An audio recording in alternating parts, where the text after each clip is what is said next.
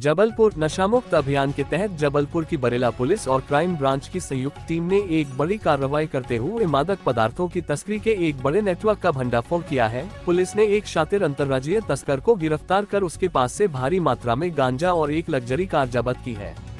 Creta car से 35 kilo गांजा बरामद। पुलिस को मुखबिर से सूचना मिली थी कि ओडिशा के रास्ते जबलपुर में मादक पदार्थ की एक बड़ी खेप लाई जा रही है। सूचना पर त्वरित एक्शन लेते हुए बरेला पुलिस और क्राइम ब्रांच ने घेराबंदी की। चेकिंग के दौरान एक संदिग्ध क्रेटा कार को रोका गया, जिसकी तलाशी लेने पर पुलिस के होश उड़ गए। कार के भीतर से करीब 35 किलोग्राम अवैध मादक पदार्थ गांजा बरामद किया गया। ओडिशा से जुड़े हैं तस्करी के तार। पुलिस ने मौके से कार चालक आरोपी बुलराजू वेंकट राव को गिरफ्तार कर लिया है। शुरुआती पूछताछ में आरोपी ने कबूल किया है कि वही ये गांजा ओडिशा से तस्करी कर जबलपुर ला रहा था। जबलपुर के भांतलया में होनी थी डिलीवरी। शुभम सोनकर की तलाश जारी। कड़ाई से की गई पूछताछ में आरोपी बुलराजू ने एक और बड़ा खुलासा किया है। उसने बताया कि गांजे की यह खेप जबलपुर के भांतलया निवासी शुभम सोनकर को सप्लाई की जानी थी। इस खुलासे के बाद पुलिस ने आरोपी शुभम सोनकर को भी मामले में सह आरोपी बनाया है और उसकी गिरफ्तारी के लिए संभावित ठिकानों पर लगातार दबिश दी जा रही है। अधिकारी का बयान। बरेला पुलिस और क्राइम ब्रांच की संयुक्त कार्रवाई में एक क्रेटा कार से 35 किलो गांजा जब्त किया गया है।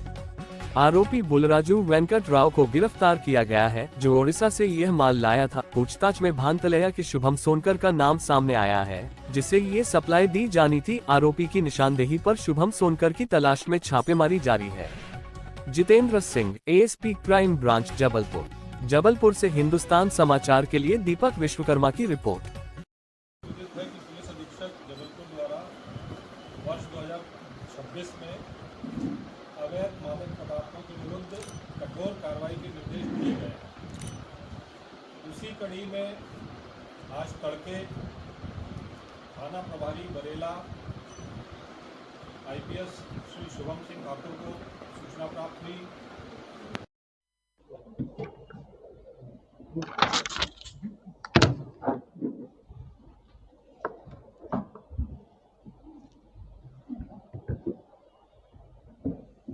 शुरू करें और आना बाकी कोई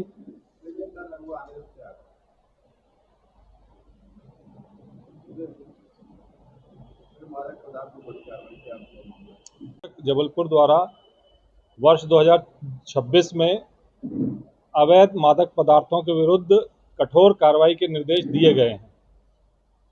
उसी कड़ी में आज तड़के थाना प्रभारी बरेला आईपीएस श्री शुभम सिंह ठाकुर को सूचना प्राप्त हुई। क्राइम ब्रांच की टीम भी उनके साथ थी। एक सफ़ेद रंग की क्रेटा गाड़ी, उसको इंटरसेप्ट किया गया। उस गाड़ी में बोनट पर लगभग 33 किलो गांजा जो है वो अवैध रूप से परिवहन कर लाया जा रहा था। जब उस गाड़ी को इंटरसेप्ट किया गया, आरोपी से पूछताछ की गई तो उसने अपना नाम बुलराजू पिता वेंकट राव, उम्र 57 वर्ष, हाल निवासी शास्त्री नगर जबलपुर बताया।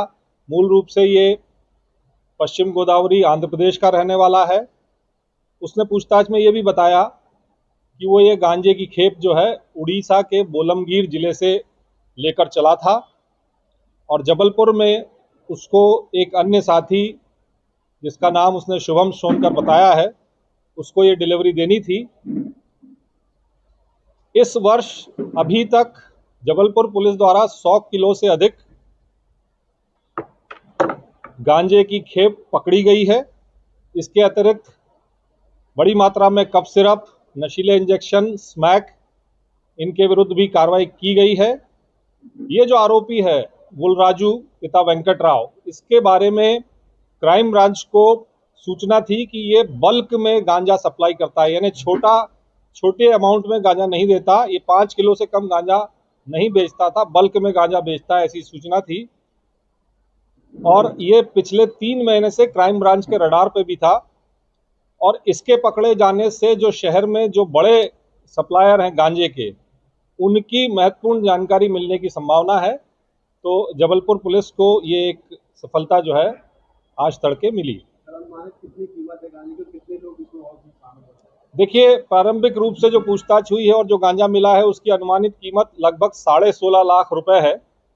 और जो इसने पूछताछ में बताया है कि ये कार्य लगातार विगत 2 वर्षों से कर रहा था और अभी इसने एक साथी, ये वाली जो खेप है, ये पर्टिकुलरली एक आरोपी जो बेलबाग का है, शुभम सोनकर, शुभम के विरुद्ध बेलबाग और आसपास के थाने में लगभग 1 दर्जन अपराध दर्ज हैं और इसके विरुद्ध भी गढ़ा थाने में एनडीपीएस का अपराध पूर्व से दर्ज है।